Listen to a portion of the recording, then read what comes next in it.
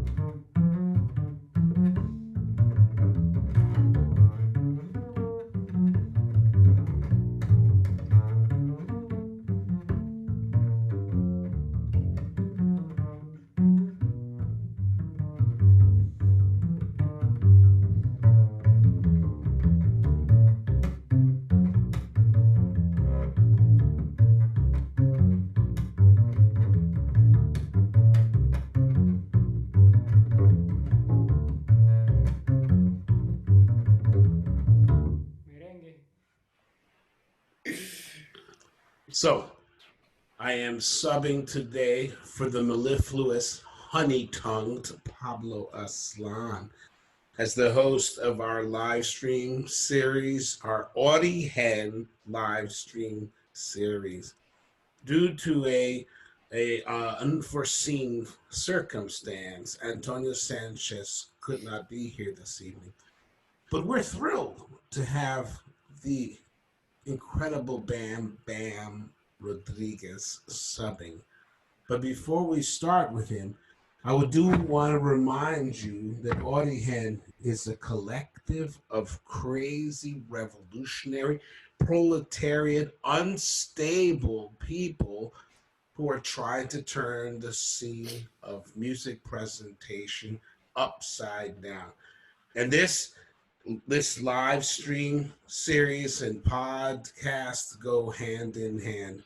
In the next few weeks, we'll be hearing from Samuel Torres, who won the 2020 Latin Grammy for his composition for classical composition. Then after that, we'll be hearing from the amazing Juancho Herrera, who plays incredible. He's a cosmopolitan guitarist. He plays music from throughout the planet and maybe even extraterrestrial music and extraterrestrial guitar styles. But for today, that's our signal to our director that we're getting ready to move on into a segment. Bam Bam, I'm going to kind of start by asking you some metaphysical questions, okay? Now, we can talk about your background and where you come from and all that stuff, but I wanted to ask you, what does love require? What does it seek? Does it seek its own level? Does it ask for anything? Or is love simply something that exists in a realm that we don't understand? I definitely think we don't have a understanding of it within reason. I think it's something that is there, and we just go like this, and we hopefully are able to catch it then, channel it to some other human beings. I don't think it's something we make. I think it's something we allow to happen. Um, and I also think it's something that is always there. Do you agree? There's a beautiful story, and every time I think of it, it screams love to me. And you told this story to my multicultural perspectives in jazz class at UCLA. And it involves hearing some rhythms that were sacred rhythms that only women performed and knew. And somehow you became close to these folks. And tell me again, what was the method you used to infiltrate this group of amazing musicians? So, in this very closed community where men and women don't necessarily mingle too much together, um, I ended up having a very formal meeting between me and this group of women master musicians. And it was a very formal situation, a concert that they were basically playing for me, for us. And as soon as the concert starts and everybody's dressing in these beautiful, colorful outfits, they start playing. I noticed that there are two little kids in the room, so I start hanging with the kids and playing with the kids and dancing and like laughing. And I don't speak any Arabic, they don't speak any of the languages I speak. But there was a level of communication in which we were all here. We were all looking at into each other's eyes and not me wanting to get something from them or them wanting to get something from me. And the fact that I just started playing with the kids where they were doing this formal thing led them to play for a little bit and then say, "Listen, come tomorrow, we hang." So I went the next day, 5 p.m. There were no formal outfits anymore. There were not only women, there were also goats and chicken and even men and more children and neighbors. And we hung for a very long time, from 5 p.m. till about 8 a.m.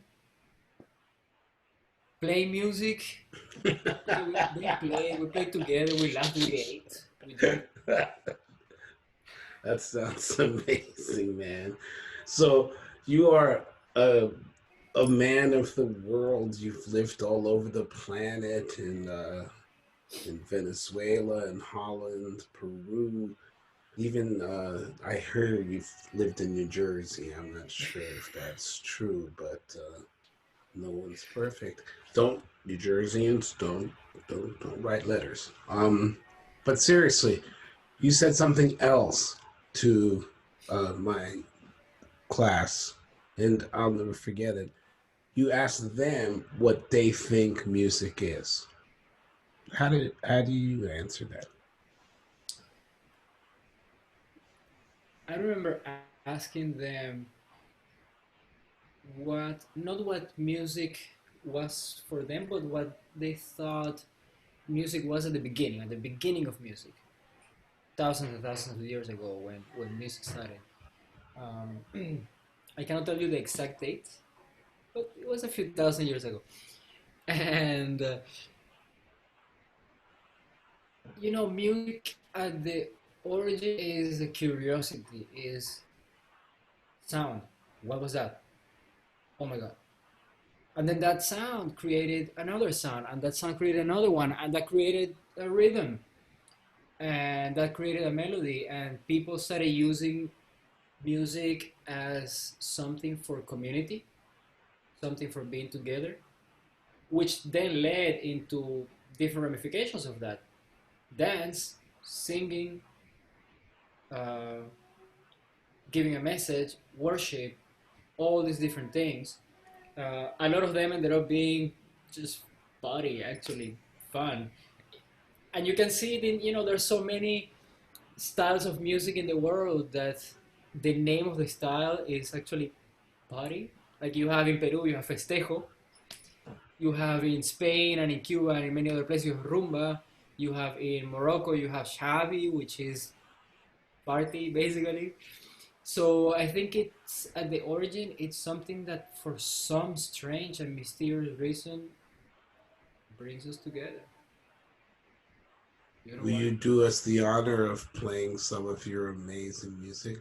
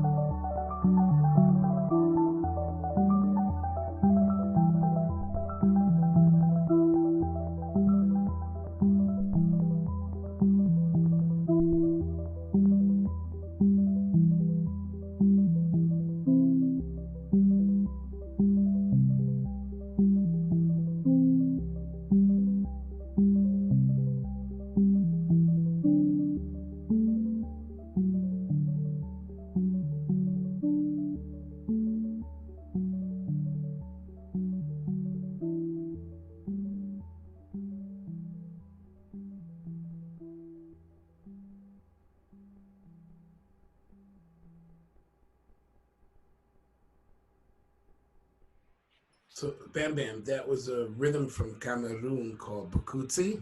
Yeah, because yeah. I mean, yeah. And I'm just also curious, um, besides being truly a classically trained double bassist, and I believe you use a French bow. Oh, German. Oh, German? Oh, sorry. I don't know.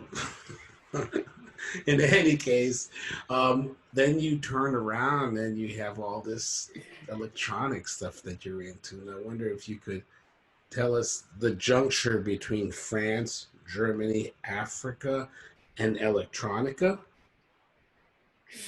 So I grew up mostly in Venezuela, where I would hear sangeos, which are the Afro-Venezuelan music. I would hear joropos, which is the music from the plains. Merengue, caraqueño, which is this rhythm from the city where I grew up. But then I was listening to Emerson Lake Palmer too. You remember that rack that he had, the giant Moog rack? Of course. And I was listening to Gentle Giant and Frank Zappa And the mothers of invention? and the Uncle Meat variations. Wow. That's advanced So, music. and then I went on to study classical music. Then I went on to study jazz, and then I went on to I came to New York, and then I met you. That's sad that you met me. So you're one of those people who sees music in tight, rigid little holes, don't you? Yeah, music should be defined, square, and we should label things as they are and never get out of the lines. Coloring out of the lines is something I will never do.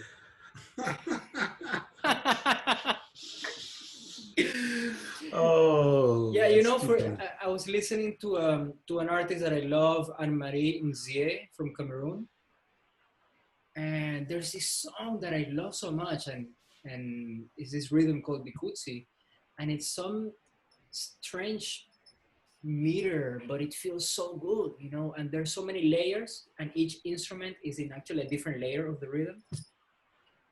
And so I thought, well, let me experiment with that, let me see how could I translate that into blips and blobs and cables of colors. So you see the world of electronic music production not as a bastardization of music. You see it as a natural evolution of one more choice in our palette of tricks. Yeah, remember when the first distorted guitar came out? People thought it was an aberration and a horrible sound. And today it's part of almost everything. Uh, I remember that when the first DX7 came out, and there's a line of musicians that were scoffing at it. yeah, Same thing happened to the Hammond organ, by the way, yeah, and to Stravinsky and to Monk. and for that matter, to Charlie Parker, who Louis Armstrong said his music sounded like Chinese music because he didn't understand it. Yeah, exactly. So, think about it. We've had music with electronic instruments for how many years now? How many decades? It's it's just a tradition. It's already a tradition. It's a new tradition, but it's already a tradition. So why not mix it with other traditions? No, it's beautiful. So then you actually are a person who sees a continuum, a landscape, and you have a view, a perspective of someone who is open to all that could be. Yeah, yeah. I, Wow. uh, I love that. I think it's part of my blood. It's part of your blood too. It's part of a lot of people's blood. Just a mixture of things of different places around the world. And if you dig deep enough, you'll notice even similarities in musics from different places around the world. You spoke about that. You spoke about the music of Morocco and the way it surfaces in music throughout the world, even places that aren't connected necessarily geographically. And I think I saw that on stage in Abu Dhabi when we played with the great Moroccan French singer Malika Sar. Can you tell us a little bit about that? Yeah, if you think about it, there there was a big movement of people between the whole African continent that sort of filtered into Morocco to go to Spain because Morocco is the closest country to Spain. And then from Spain it did to the Americas, right? So it would make have some sort of logic that there are similarities, but at the same time we're talking about thousands and thousands of miles. But actually it turns out that there's a rhythm in Morocco that somehow is very similar to a rhythm in Peru. It actually sounds almost the same. And in Mexico, they grabbed the same structure of the rhythm and they turned it around a little bit and they made it slower, and then it's also the same. And somehow it's also similar to a rhythm in Dominican Republic that has a completely different meter. And I could keep counting. Okay, I'm going to ask you a big, huge favor. Could you explain to me what to do at letter Q? Is it 8 bars or 9 bars? 9 bars. If you ever have to ask yourself that question again, I will pay for a free tattoo for you in your nose with the number 9. Will you play something for us, maestro?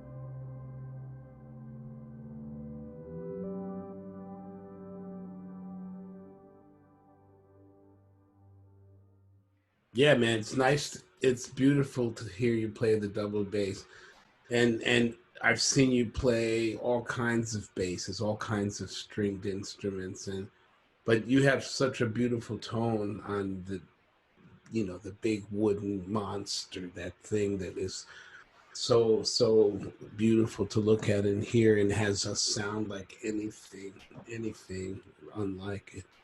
I wanted to ask you about this during this very scary time, and I'm not going to mince words with people.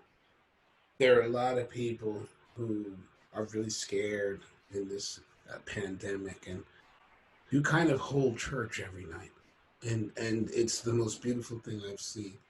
You kind of bring maybe some little animals that you gather, and you kind of hold church. But what I don't think you realize, Bam Bam, is that people are being healed by what you do every night. And I know people who watch you every night, and what you do for them is nothing short of miraculous. You're helping some very scared people, and no doubt you and I have talked about this. We're scared, and we're lonely, and we're hurting. And how does it work that every night you minister to people? I don't care what your religious persuasion is, but every night you minister to people. What's that about?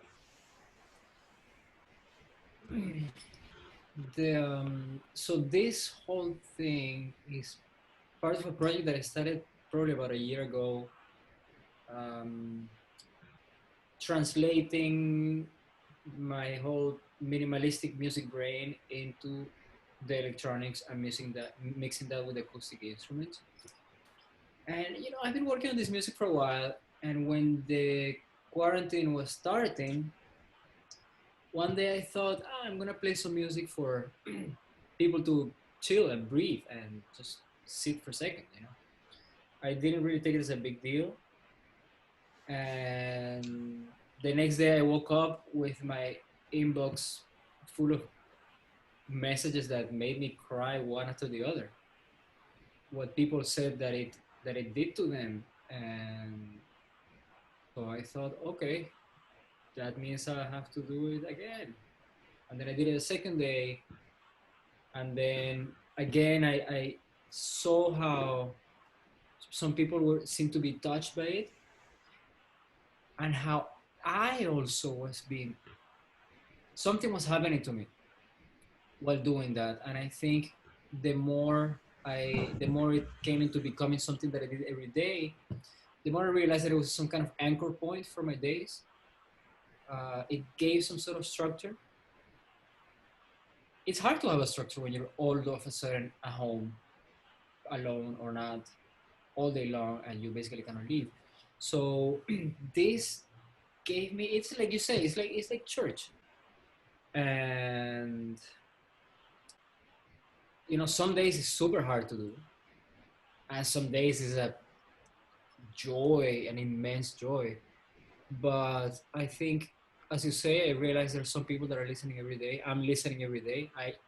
There's a lot of it I do for myself. I need to have a moment in which I just let sound bathe me and not think other than wanting Yeah. to change this little thing in the sound and just make it feel good. I mean, it's funny because the word church implies a lot of different things for different people. So I don't want to get people thinking that you're putting on a priest robe and blessing human beings. But you can call it a yoga stretch. You can, put yourself in shavasana and get in front of your computer and still gather around the brilliant, beautiful campfire that is my friend Bamboo. So we got more music. Man, please.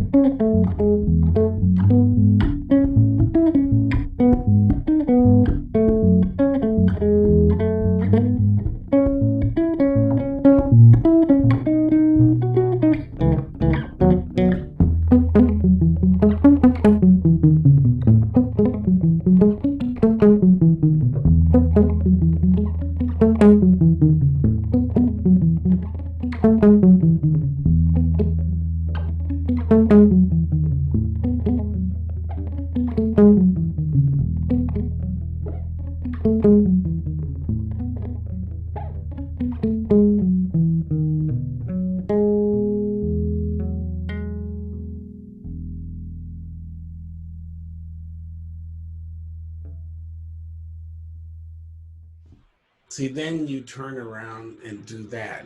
You pick up the electric bass, and you, you're like a multifaceted.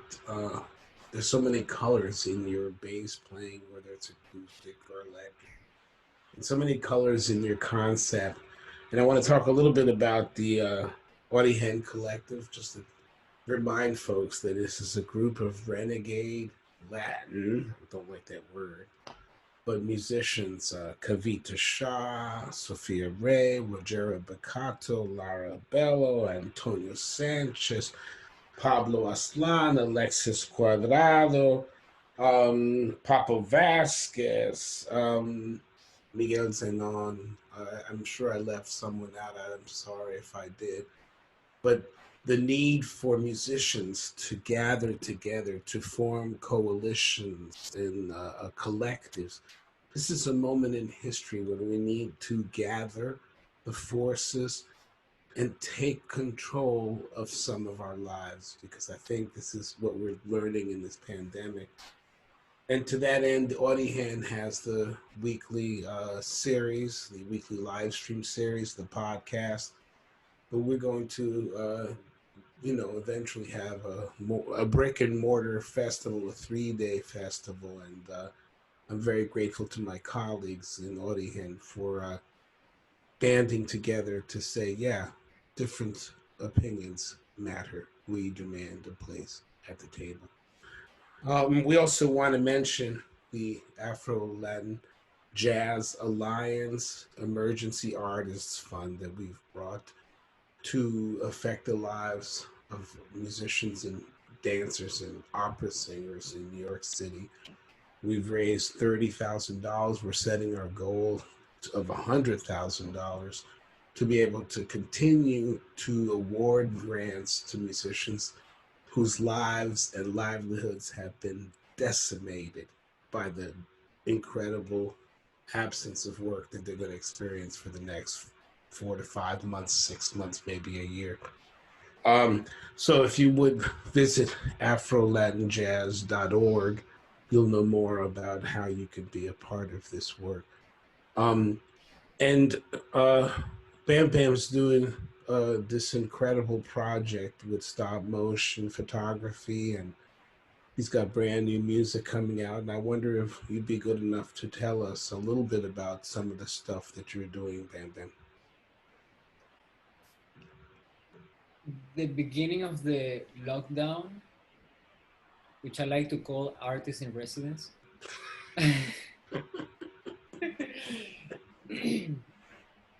definitely shook our worlds. I mean, you know, you and I were playing once, twice, three times a week. We're supposed to be in San Diego that weekend. Yeah, exactly, exactly. We were supposed to yeah, we were supposed to do so many things. We had town hall a few days ago, right? Yeah, yeah. Um, Miller Theater, yeah, Newport. We're supposed to play Newport. at Newport, Yeah, and we had a yeah, full schedule, you and I, yeah. We even had some gigs in Jupiter and Mars. and even in Trenton. Wow, that's fun.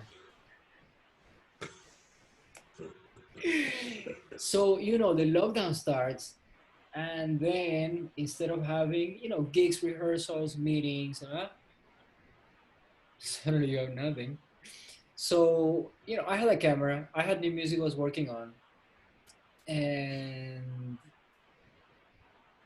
somehow one day, I'm gonna tell you the story. Actually, I fell asleep to some music I had recorded, and I wake up in the middle of the night thinking about Steve Reich's Different Trains.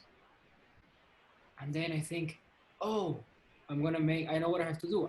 I have to do a video of a family, a maid family of different species going, and I'm gonna call it Similar Trains. And it's gonna be about, migration, leaving your home and encountering a family along the way that is people that look different than you, and somehow you walk together and you love each other like a family because you are a family. So that triggered the whole thing. That I did with some rubber animals I had lying around, and I went to do another and another and another, and then now I'm doing the same thing with my own music, but now I'm building this little cardboard figures, cardboard based life forms. You can see this is a tribute I did for master human being Andy Gonzalez, who left us not so long ago. And Andy was I could speak about hours about what Andy was for me. So I kept doing it, and I recently did a video clip for one of the bands I play with, South by Northeast, which we have an album called For Human Beings coming out on Friday. And so the whole stop motion became a thing, I think, for almost every day in my life. I'll play you some at the end of this. I'll play you one of the videos. Very good. So you're a person who thinks in many different levels, many different ways, and from on the part of the Ori-Gen Collective and the Afro Latin Jazz Alliance, and for so many of us, you've been teaching us for a long time, and so honestly, thank you, Bam Bam, Bam Bam Rodriguez. Thank you, my brother. Thanks for having me.